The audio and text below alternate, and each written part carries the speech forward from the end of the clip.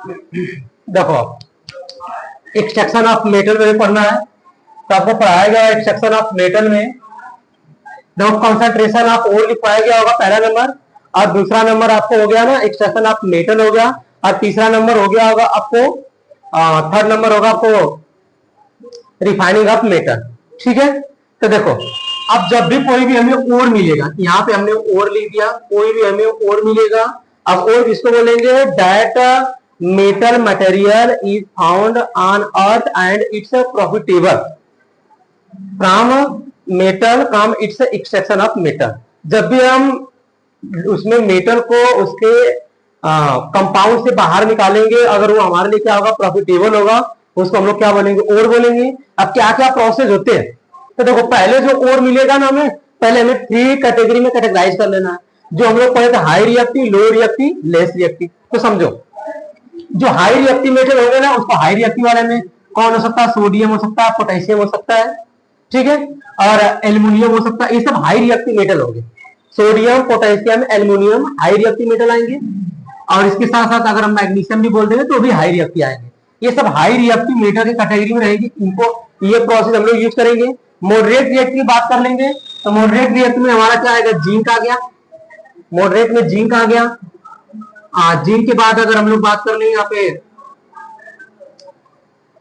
Carbon, sorry क्या बोलेंगे उसको, मरकरी आ गया आपका, ठीक है, जिंक आ गया, मरकरी आ गया।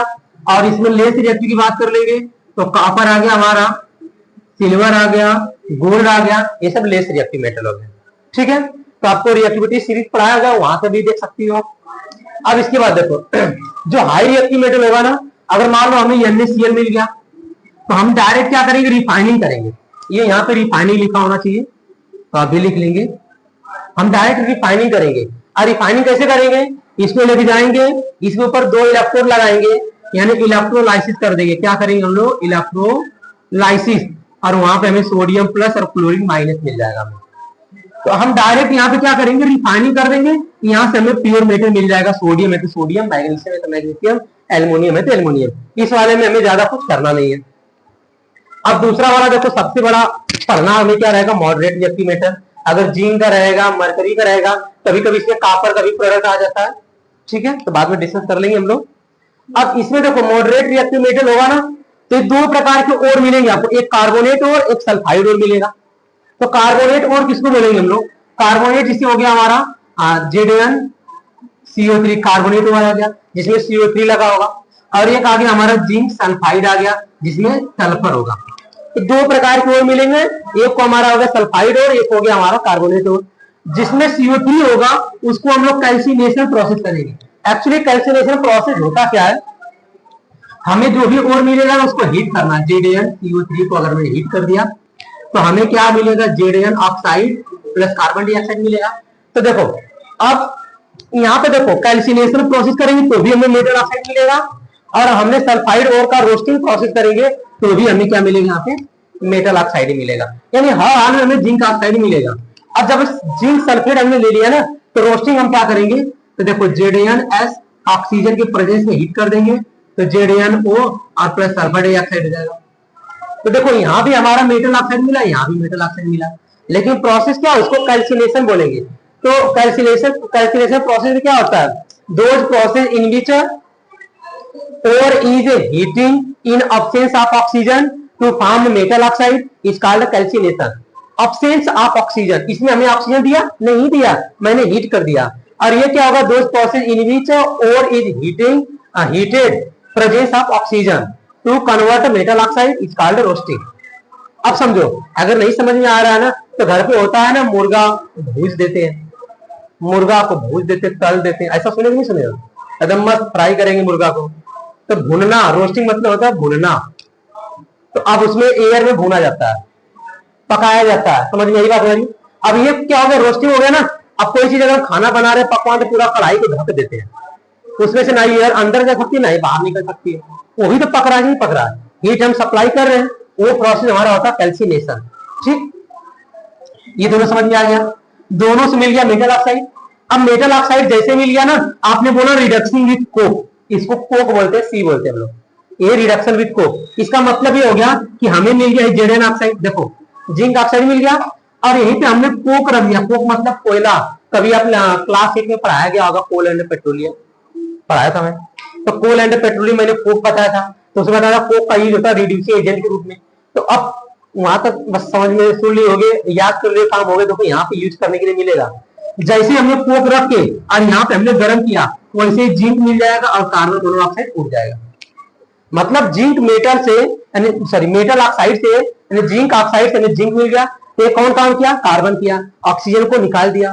तो ये प्रोसेस हो गया reduction with coke, reduction with C. तो यहाँ पे जो हमें जिंक मिला नहीं, कैसा मिल गया? इम्प्योर मेटल मिल गया। अब ये इम्प्योर मिल गया, इसको हम लोग करेंगे रिफाइनिंग यानी इलेक्ट्रोलाइसिस करेंगे, और ये हमारा हो जाएगा प्योर मेटल। क्या हो जाएगा? Pure metal. समझ में आई बात हमारी कि नहीं? कोई समस्या? अब यहाँ पे देखो लेस रिएक्टिव मेटल, कुछ बोलो, गूंगी नहीं बनना हमें ना। लेस रिएक्टिव मेटल देखो, कॉपर हो गया, सिल्वर हो गया, गोल्ड हो गया, सब लेस रिएक्टिव है। इनमें हमें कंफर्म है कि सल्फाइड ओर वाला ही मिलेगा मैक्सिमम। तो हम डायरेक्ट इसको क्या करेंगे? रोस्टिंग कर लेंगे, जो यहाँ से हमने प्रोसेस कर रहे थे। रोस्टिंग कर लिया, इम्प्योर मीटर मिलेगा तो प्योर में कन्वर्ट हो गया। तो देखो मॉडरेट और लेस लगभग एक समान है। इसमें देखो मैंने बस एक प्रोसेस यहाँ से कन्वर्ट कर दिया कार्बोनेट ओर को, और कैल्सिनेशन प्रोसेस यूज कर रहे हैं, और ये हमारा रोस्टिंग हो गया। तो क्या आपको पूछा जाएगा what is roasting, what is calcination? ऐसा कभी नहीं पूछेगा, ऐसा नहीं पूछेगा। इतना इजी नहीं पूछता है ना। आपको रिएक्शन देगा, तो in which reaction is present calcination process या इज प्रेजेंट रोस्टिंग प्रोसेस, तब वहां पे दिमाग लगाना रहेगा। तो जहां पे लगे ना इस क्वेश्चन में दिमाग लगाना, वैसे एग्जाम में पूछेगा आपको।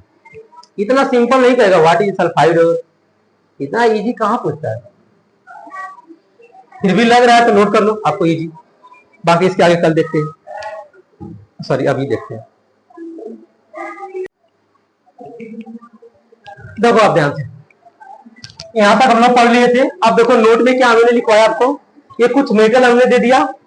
अब ये मेटल में ना कौन सा किस प्रकार से, बस अब इसको रखे रहना, कहां पे जरूरत पड़ेगी मैं आपको दिखा देगा कराता रहूंगा। एक बार इसको डिस्कस कर लेते हैं। Potassium, sodium, calcium, magnesium, aluminium, ये जितने भी आपको दिख रहे हैं ना 5 एलिमेंट, ये होता है इलेक्ट्रोलाइसिस ऑफ मोल्टेन क्लोराइड और ऑक्साइड। इसी को तो हम लोग बोलते हैं ना हाई रिएक्टिव, इसी को बोला था मैंने। तो उस समय मैं समझाते समय कुछ कम ही बताया था। देखो हाई रिएक्टिव मेटल यही होंगे, जिसमें हमें सिर्फ करना क्या है ना, आप क्या करें इलेक्ट्रोलाइसिस ऑफ मोल्टेन। मोल्टेन मतलब पहले पिघला लो।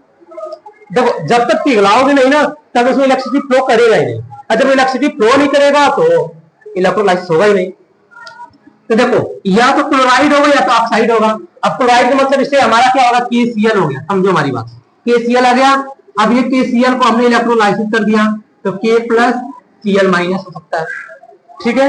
अब एक ऑक्साइड वाला बता देता है, मैग्नीशियम के ले लिया मैंने MgO, तो यहाँ भी इलेक्ट्रोलाइसिस कर दिया, तो Mg अलग, ऑक्सीजन अलग हो जाएगा। अब कैसे कैसे होगा वो बताऊंगा मैं। क्लियर बात समझ में? 108 नोट है कि हमारा क्या होगा। आपको एक इलेक्ट्रोलाइसिस प्रोसेस समझा दूंगा अगर मैं, तो आपको सारा प्रोसेस उसमें सब में समझ में आ जाएगा।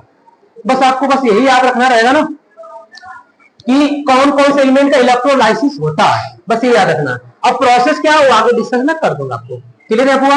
इसे बोलते हैं रिफाइनिंग ऑफ मेटल भी बोलते हैं हम लोग। तो देखो अब इसके जस्ट नीचे इसको बोलते हैं मॉडरेट रिएक्टिव भी बोल सकते हैं हम लोग। तो मॉडरेट रिएक्टिव में देखो जिंक, Fe, लेड और कॉपर। कॉपर जो होता है ना आपको लेस भी और इससे दोनों में कर लेते हैं, लेकिन ये मॉडरेट में ही रखेंगे। तरह reduction of oxide with carbon. हमें क्या करना है ना कि जो इसका मेटल ऑक्साइड मिलेगा तो मतलब पहले मैंने क्या बताया कि इसमें आयरन सॉरी कार्बोनेट का है, तो कार्बोनेट का है तो कैल्सिनेशन प्रोसेस कर दो, कार्बोनेट है। सल्फाइड है तो रोस्टिंग कर लो। ठीक है। तो आपको जिंक ऑक्साइड मिल गया। अब यहाँ पे हमने कोक लगा दिया, तो Zn प्लस CO अलग हो गया। तो ये जहां पे 4 एलिमेंट दिखाई देंगे तुम्हें, Zn, Fe, Pb और Co, वहां पे क्या करेंगे? रिडक्शन कार्बन साथ कर लेंगे। ठीक है। ये आयरन हमारा एल्यूमिनियम भी रखे हम कर लेते हैं, तो प्रोसेस में बताऊंगा, वो थर्माइट रिएक्शन होता है, तो उसमें बताऊंगा मैं आपको। अब दूसरा कॉपर देखो यहां भी हो गया, कॉपर यहां भी हो गया। अब इस वाले प्रोसेस में ऐसा मिलेगा ना कि सिर्फ हीटिंग सल्फाइड, मतलब उसको सिर्फ हीट कर दो टर्म बाई टर्म में, वो ऑटोमेटिक ना गर्म होते होते कॉपर अलग हो जाएगा अपने ऑक्साइड से। तो ये हमें बस ये प्रोसेस याद करना है। और यहाँ देखो फाउंड इन नेचर, देखो सिल्वर हो गया, गोल्ड हो गया, प्लेटिनम हो गया, ये तीनों का तीनों हमें नेटिव फॉर्म में मिलेंगे, मतलब सिल्वर जिस रूप में वही मिलेगा, प्लेटिनम जिसमें वही मिलेगा, गोल्ड जिसमें वही मिलेगा, हमें कोई समस्या नहीं है। समझ में आई बात हमारी? समझ में आ गया कि नहीं आ गया हमारा? तो इसमें हमें क्या करना, आप एक बार रखे रहोगे, आप यहाँ पे एक बार देख लिए, जब मैं इसका क्वेश्चन अटेम्प्ट कराऊंगा तो आपके दिमाग में क्लिक करेगा कि सर किसने किसने इलेक्ट्रोलाइसिस मतलब कर लेंगे, किसने ये कर लेंगे, किसने ये कर लेंगे, तो ये नोट्स रहेगा, तब हम आपको ब्रेन स्टॉर्मिंग बताऊंगा कैसे समझना है एक साथ। क्लियर है पूरा? ठीक है, नोट कर लिया हो गया?